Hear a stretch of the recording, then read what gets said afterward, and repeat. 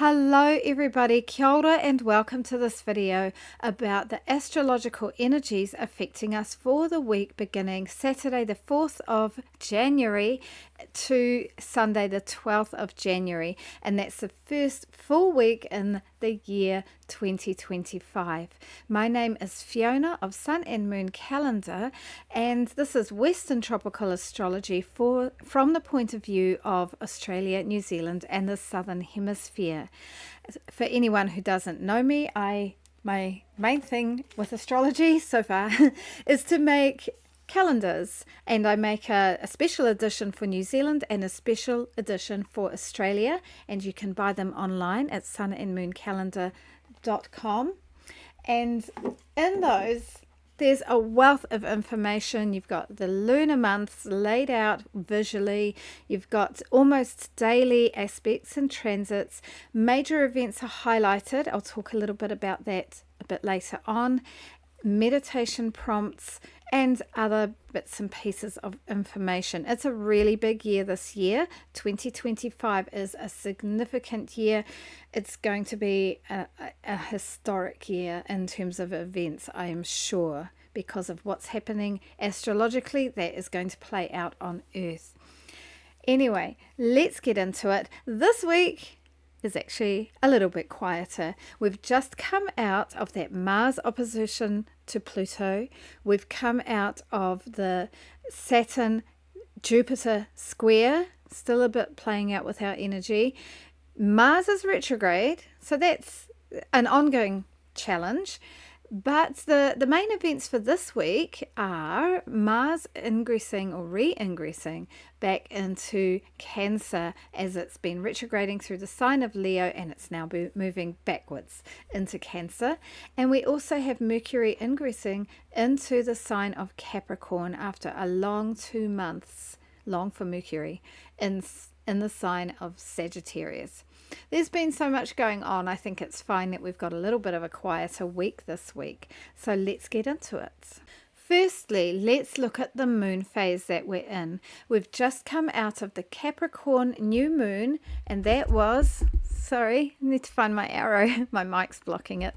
That Capricorn new moon was on Tuesday, the 31st of December, a new moon for the new year, or on the last day of the old year. But we're talking calendar years because astrologically the years are a bit different than the calendar year. But anyway, we're at the start of the lunar month of Capricorn. And you'll see a visual now, I'll put that over, of how that lunar month of Capricorn is laid out in the calendar and the animals chosen for New Zealand and for Australia to represent the sign of Capricorn. Okay, and then moving on, we will have our first quarter moon of the year. That's the moon square the sun. It appears as a half moon in the sky, and that's on Tuesday the 7th of January. And when it's the first quarter moon, or the quarter moon, or as appears as a half, it is a time where we're feeling a bit of tension and we tend to want to just drive forward and get things done, especially those new projects that we're starting out on at the first quarter. And that's the way the moon appears as a first quarter moon when it has just risen around halfway through the day. And my friend Leonora Suarez took that. She loves photographing the moon, and she often gives me photos to use, so I'm really grateful for that. Okay, and she took this one as well of the full moon. Looking ahead, we've got a full moon in the sign of Cancer at 23 degrees, Cancer actually 24 degrees rounded up, on Tuesday the 14th of January. So that's our next lunation. So looking at the main events this week, as I said, not quite as much going on this week as there has been for a while. Okay, but I will mention that really big iteration of the Jupiter-Saturn square that happened on Christmas Day. I think we'll be just tailing off on that feeling of challenge and restriction and blockage on a big scale on some really big long-term project. We'll be experiencing that again in June of this year, because that's the final of the 3 squares between these two. Altogether, that energy lasting around a year. Okay, after that we'll be moving on to the trine, and that will be nicer, easier. And then the day before this video comes out, we had Mars opposite Pluto, and as I said last time, that's not an easy energy. That could lead to explosions of anger with Mars and frustration, and with Pluto more like implosions. The ideal way to deal with this is to try and stay peaceful, try and speak your mind, try and be patient, and also if there's an opportunity where there is some really hard stuff, to use that to learn from, and because Pluto really supports soul transformation. Not in an easy way. It's never easy with Pluto, but the outcome can be some really deep soul work. Anyway, we'll still be under that feeling for over the weekend, I feel. And there's one more time that opposition is going to occur, and that's in April. So it's coming up again, but this one is challenging, with maybe extra challenging with Mars being in retrograde, and there's already can be a feeling of frustration with Mars in retrograde. And then on Monday the 6th of January, Mars in its retrograde leaves Leo and re-enters the sign of Cancer, and it's going to be in Cancer until April, I think, quite a long time. And Mars in Cancer doesn't tend to be very relaxed and at ease. Cancer goes about things often in a roundabout way and is sensitive. And Mars likes to be direct and blunt and get into action, whereas Cancer will try and achieve its goals not with so much direct action. So one of the positive ways that Mars and Cancer can play out is by being quite protective and looking after one's home and family of origin and property. Okay, and if that spills over in a negative way, that can be overprotection or even becoming too nationalistic, or where your pride in your own country is at the same time reflecting a distrust or a disrespect for other countries. So that's a negative side, but in a positive way, pride in one's country, of course, in one's home and homeland is a wonderful thing, as long as we're not putting anyone else down. Okay, so something to avoid with Mars in Cancer is passive aggressive behavior. That's a tendency with a negative expression of Mars and Cancer. So try and avoid that. Okay. Yeah. So, and I will just say, like with this re-ingress, we're just over a third of the way through the Mars retrograde. It goes until the 24th of February. So we're doing well. We're on track. Not quite halfway, but nearly halfway. Okay. All right. And there are the dates. So Mars goes out of retrograde on the 24th of February. Okay. And then on the 8th of January, we've got Mercury, after its retrograde fully in the sign of Sagittarius, going back and forth over the middle degrees of Sagittarius.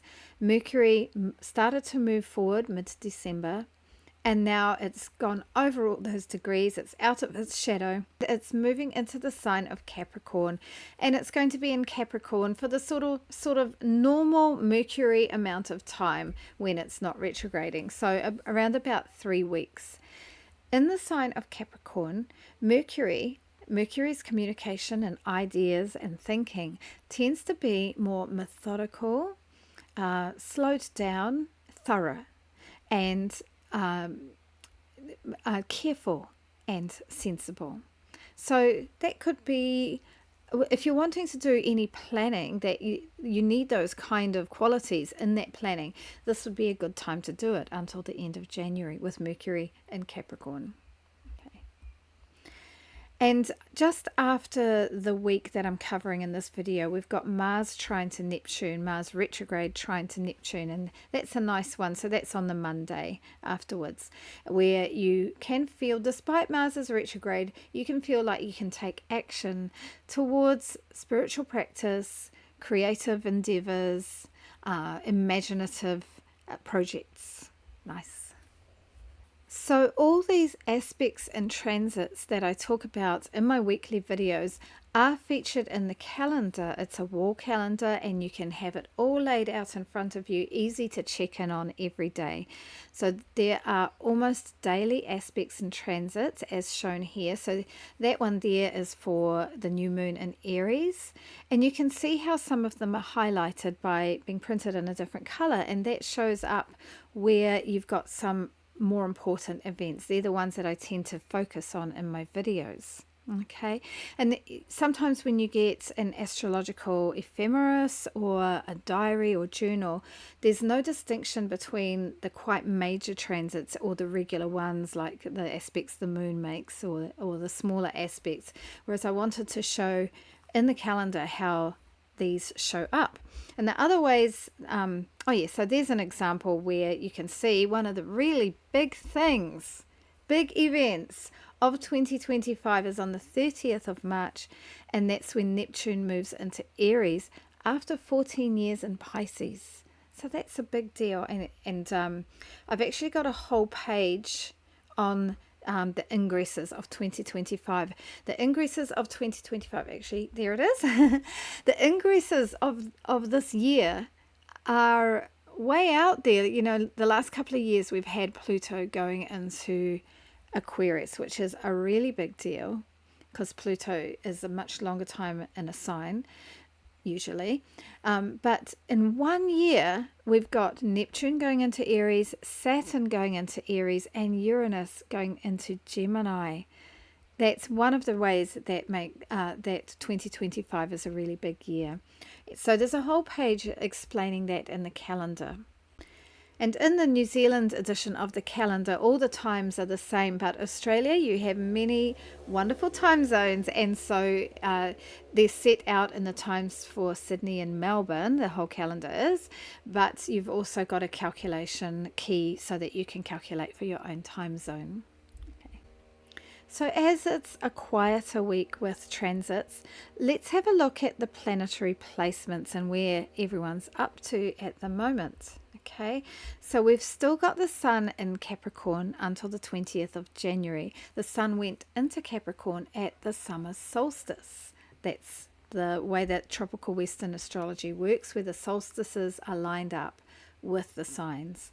Okay, and with the Sun in Capricorn, we can expect to be feeling brighter with our ambition and our long-term goals, more brighter and more vital and more confident perhaps in our leadership, and ready to take that sensibly and steadily into the future. Okay, so Capricorn and Aquarius, they are the furthest from the Sun in terms of they're ruled by Saturn, and they're opposite the chart from Leo, and Leo is ruled by the Sun. So there's this sort of a sense of coldness and darkness and even hardness with Capricorn. However, if you're feeling like getting down on Capricorn, remember the importance of something that Capricorn rules, that holds the whole earth together, and that is rock. And from the rock we have the beauty and grandeur of the mountains, the shining loveliness of a stream flowing through rocks and waterfalls, and the solidity of the rock that makes the Earth's crust that we stand on. Capricorn's awesome. And also another awesome, just more on a more mundane level, practical level, Capricorn is about working hard for long-term goals, and that's a great thing to do, and it will give results for that methodical and careful hard work. Okay. Mercury is going into Capricorn as well, as discussed, so we can take a more methodical approach with our communication and planning with Mercury there. And Venus has just gone into Pisces, lending some dreaminess, romance, flowing, watery, compassionate energy to the Venus matters. So that is money, relationships, finances, beauty, aesthetics, these two go really well together. So that's a nice time, and we've got a whole month of it.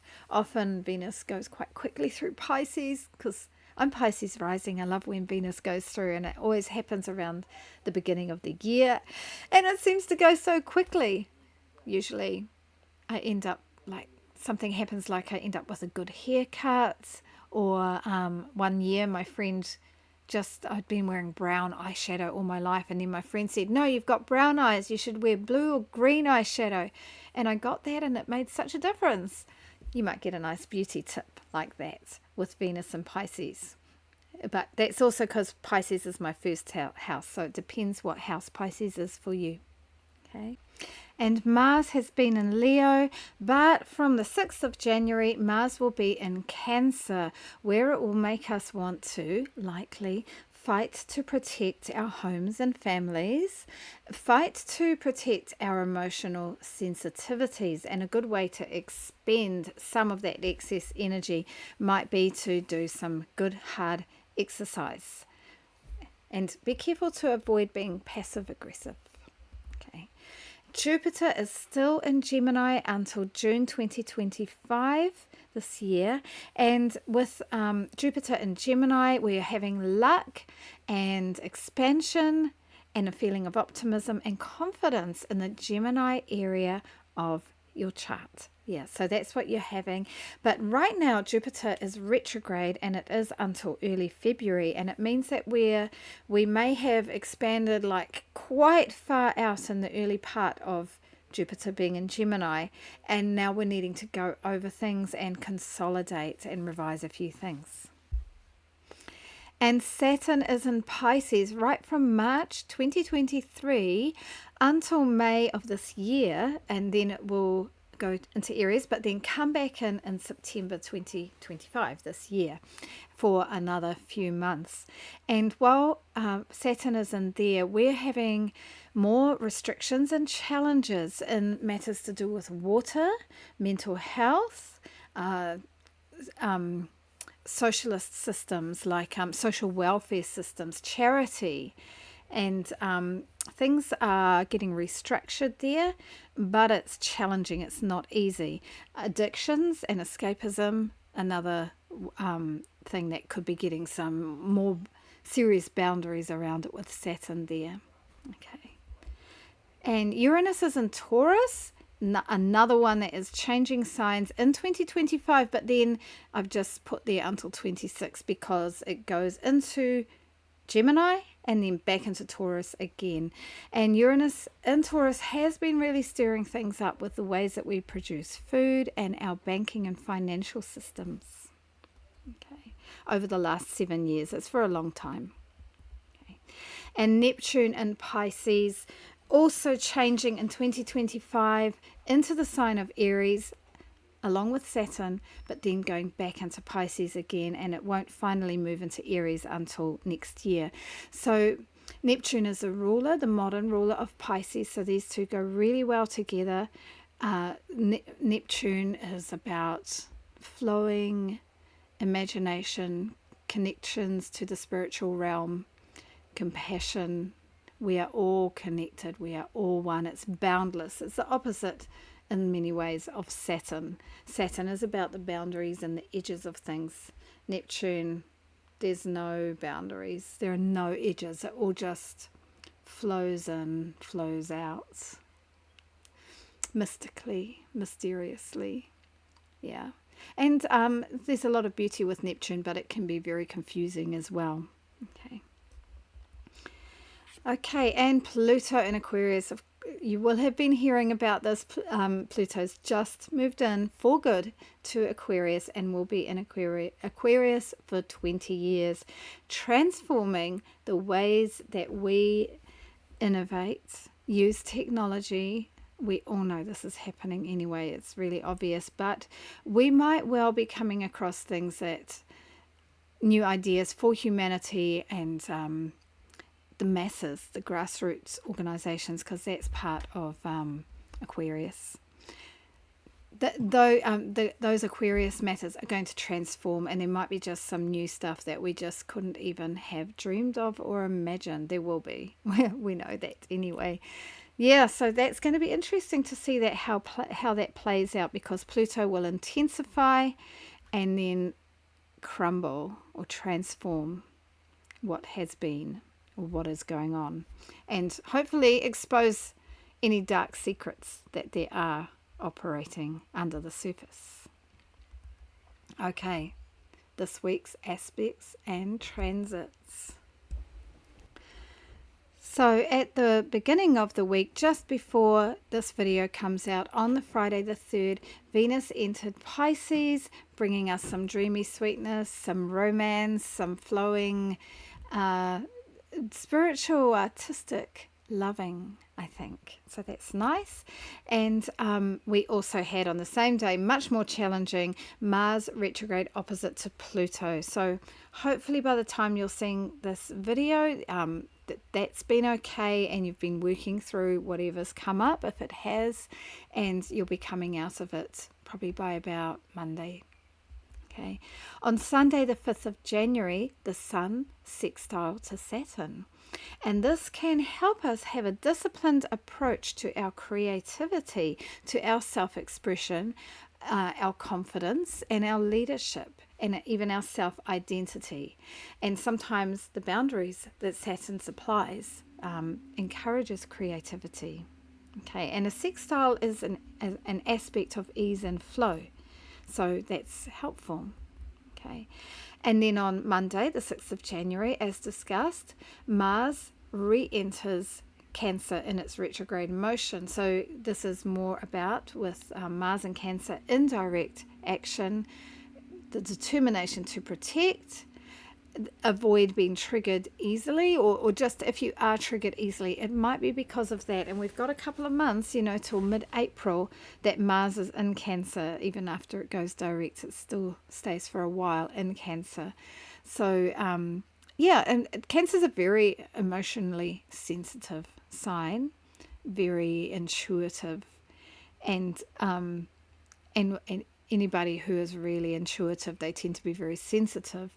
So just be aware that you will be feeling extra sensitive perhaps, and try not to get too triggered, and try and manage your sensitivities in an appropriate way for the situation. So on Tuesday the 7th of January, the last aspect that Mercury makes before it moves into the sign of Capricorn. So Mercury is still in Sagittarius, and it makes a square to Neptune. So the square is tense but energizing. This could energize your creativity, help you with writing, moving a writer's block or an artistic block, and your creativity could have a boost from that. It might feel stressful and tense, but it could be helpful. Take care, however, with Neptune's tendency to make us confused or have unrealistic illusions. Okay, but it won't last very long. That's just a day or so, that aspect. Okay, and then also on Tuesday the 7th of January, we've got the first quarter moon in the sign of Aries, which is a great one for making us want to take action, because a quarter moon does that anyway, and Aries is about taking action. So we might feel empowered to take the initiative on our new moon goals, whatever you came up with, or if you are setting out goals for the calendar year, this is a good day for taking some action on those. And Wednesday, the 8th of January, as discussed, Mercury enters Capricorn, leaving behind Sagittarius. And this is where Mercury's planning and communication will become more reserved and cautious and thorough and methodical. So I will leave it there. That's all for now. I hope everything's going well with the Mars retrograde, and well done for getting through the Mars opposite Pluto. Good luck with mopping up after that if you need to. Remember to order your Aotearoa Sun and Moon calendar or your Australia Sun and Moon calendar. The difference between them is that the Australian one has Australian birds and animals, and the New Zealand one has New Zealand birds and animals to represent the signs, plus the times are different. Apart from that, the astrology is the same. The stars and the lineup of the earth is the same in both calendars. So go well, everybody. Have a great week. Hei kona rā, ka kite. Bye for now.